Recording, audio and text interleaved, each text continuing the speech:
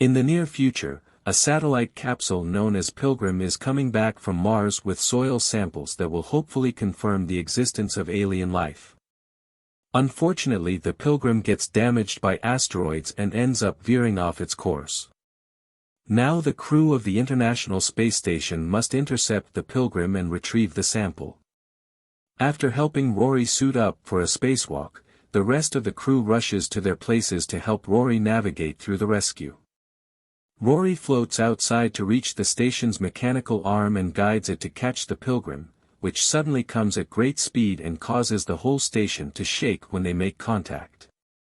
For a moment the crew worries something went wrong, but Rory reveals he successfully caught the Pilgrim.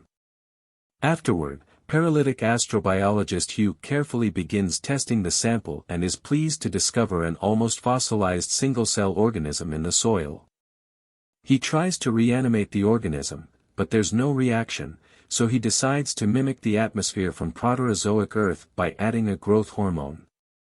This time it does work and the organism starts moving, so the crew celebrates having found the first proof of life beyond Earth.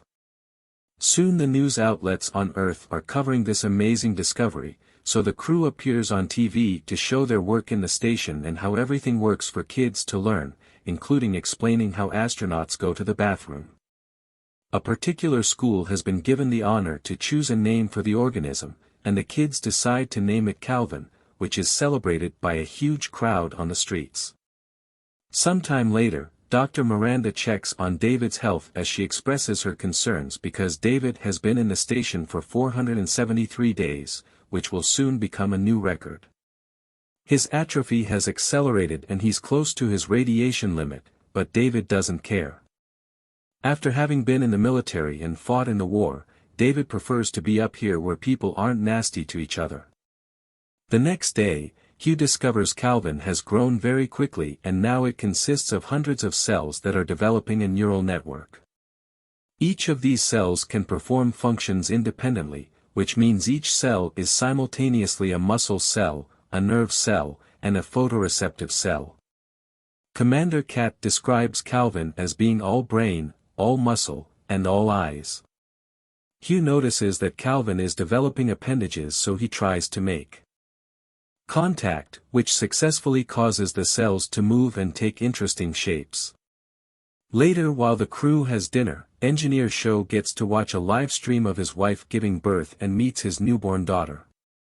The crew congratulates him and Cat gifts him a book so he can do story time through video calls. After dinner, David uses special software to check his body for any potential body problems, and Hugh checks on Calvin again. The little guy is small but has a proper body now and climbs Hugh's finger.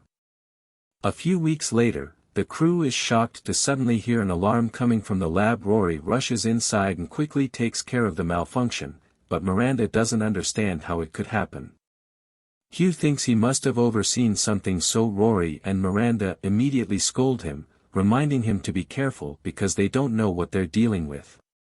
After a few more days pass, Calvin has become completely inactive, and they think it may be gone into hibernation after the change of air pressure caused by the malfunction. Miranda is relieved to see this because Calvin had been growing too fast for her liking. While Calvin is inactive, the crew uses the chance to reinforce the security in the lab, making sure it's sealed off at all times. Later, while Miranda is checking on Hugh's legs, he confesses he feels guilty over his mistake, possibly having caused this on Calvin. After they discuss some options, Hugh decides to stimulate Calvin with a very low voltage of electricity to see if he'll wake up. The first few tries don't work, but suddenly Calvin jumps awake and clings to Hugh's hand as it breaks the electric wand. Hugh tries pulling his hand out of the box, but Calvin is incredibly strong for such a tiny thing and the lower half of its body is clinging to the box for extra leverage. Offering the wand again doesn't distract it either, and at that moment Calvin starts squeezing so hard that Hugh's hand breaks into disturbing shapes. The crew wants to enter the lab to help, but Miranda refuses because it would put them in danger too. Suddenly Hugh's head hits the box and he passes out as Calvin finally lets go of him, so the crew can see how messy his hand is now. Then Calvin tests the glove and can tell it can't break it, so it grabs the electric wand and uses it to pierce the glove, allowing it to break free. It immediately goes after the lab rat and brutally attacks it, devouring it in just a few seconds. While Calvin is distracted with its meal, Rory uses the chance to enter the lab to rescue Hugh, passing his body to his crew. However, Calvin quickly jumps on Rory's leg, so the crew has to seal the lab again while leaving him inside. Then Rory grabs an oxygen candle and tries to burn Calvin, who immediately jumps away and tries to hide. Kat gives Rory permission to kill the creature, so Rory takes the incinerator and starts chasing the alien around the lab, but no matter how many times Rory manages to hit it with the flames, it's never enough to actually kill it. Eventually Rory runs out of fuel and opens the container where Calvin hid last, only to find it empty. Suddenly Calvin jumps on Rory's face and enters his mouth, so now the crew has to watch in horror how Rory is slowly killed from the inside until he's only a floating body with blood flying around him. To make matters worse, the incinerator also floats away and triggers the fire alarm, so the suppressant gas starts to fill the lab. Calvin uses the chance to come out of Rory and its size has become 10 times larger. The crew rushes to close all the gas valves, but unfortunately Calvin is faster as squeezes through one of the holes to escape the lab. Afterward, the team wraps up Rory's body and Kat sends a distress call to NASA, but Sho discovers that communications aren't working. It seems the transmitter is failing, so they have to go outside to fix it and be able to contact Earth. Kat immediately suits up to go on a spacewalk, and when she reaches the transmitter she discovers it's overheated. Then she opens the coolant chamber only to find it empty, which means Calvin must have eaten it. Suddenly the alien comes out of the coolant chamber and attaches itself to Kat, looking for a way into her suit. Calvin is bigger now, but the suit is still pretty strong, so it can't break it.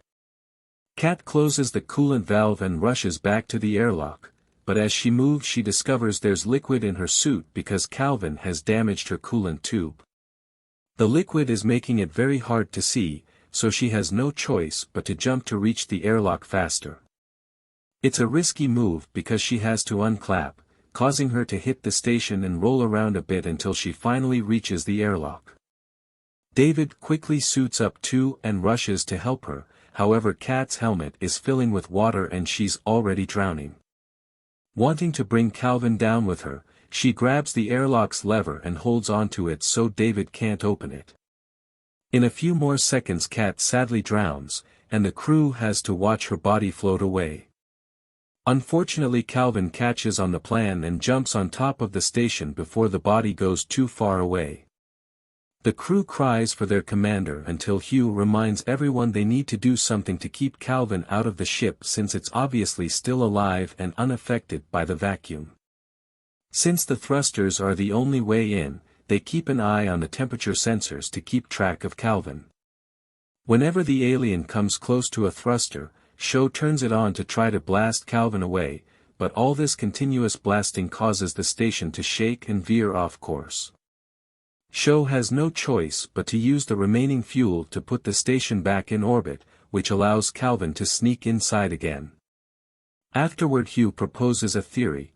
Calvin's species must have dominated Mars for millions of years, but it went into hibernation when the atmosphere of Mars collapsed. He thinks they should simulate that same lack of atmosphere to force Calvin back into inactivity. The crew agrees and they retreat to a capsule, sealing themselves off before expelling the oxygen from the rest of the station. While they work on adding extra layers of sealing, Hugh is startled by something in the shadows and starts feeling unwell. Miranda tries checking on him, but he swears he's fine. For the next few hours, the crew can only wait around. They grieve for their lost friends and Hugh blames himself for what happened, but David says it was a team decision to take Calvin. Then Hugh points out that Calvin is just a creature trying to survive and to do so it must feed. At that moment Hugh passes out and the computers indicate his vitals are dropping, so the others rush to stabilize it. While using the defibrillator, they notice something moving on Hugh's leg. They unzip the suit and immediately jump back to discover Calvin feeding on the leg. Hugh never felt it because of his condition. Miranda tries using the defibrillator to shock Calvin, but this only makes the alien float up and show how much its body has evolved.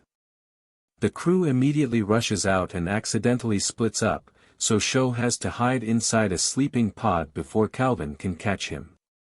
The creature tightly grabs the pod and tries to break it, but it soon grows bored and goes away. Meanwhile, David and Miranda return to Hugh, who doesn't have much time left. He asks his friends to lift him so he can feel what floating is like one last time, and then he dies.